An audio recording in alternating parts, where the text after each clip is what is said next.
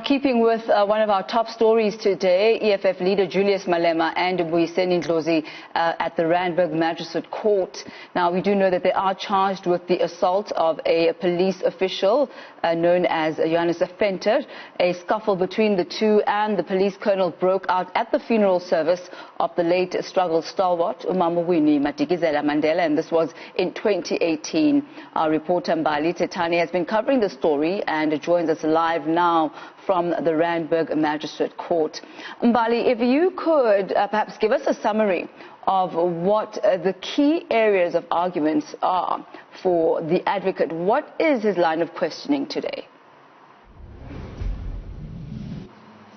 Well, of course, Tammy, we have obviously heard from the first witness. Of course, that is Johannes Venter. He is the police official who did report this matter to the Douglasdale police station. And of course, he has accused EFF leader Julius Malema as well as Mbuyiseni Ndlozi of assault. And this stems from that day when Mbuyiseni Ndlozi was being buried at the Fourways Memorial Park Cemetery. And of course, Tammy, we saw this video that was spoken of just before we went for a break much earlier on here in court.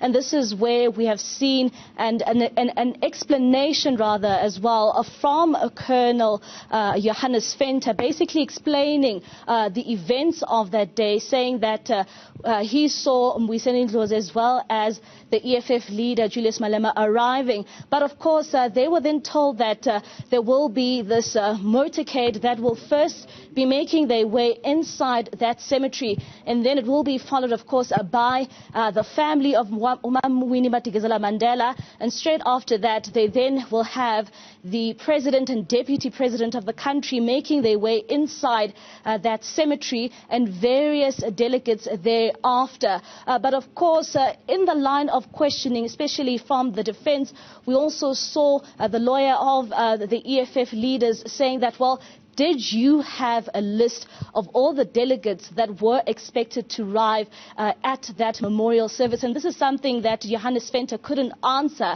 And you would also remember, Tammy, that on that day, Julius Malema did give an address at the Orlando Stadium on that day, and his name was also on the program of the funeral. And this is something that they've also questioned Johannes Venter about. Well, did you know exactly whether who Julius Malema was and whether he was part of the proceedings of the day?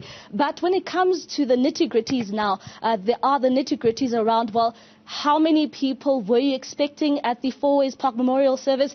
And did you have the names of those people who were expected to arrive at that cemetery? And also, how many vehicles were there? And whether you also even had the vehicle registrations, Tammy? Thank you very much for that summary, Mbali. I mean, one thing that was quite key as well, at least I found that quite interesting, is Venter saying he did not apologize because he was merely doing his job. Apology being quite a huge theme here, because at the last appearance, Julius Malema also stood up and told his supporters that Venter needs to apologize to him and that the state needs to apologize to him. But we'll leave it at that for now. Mbali Thethani, thank you so much.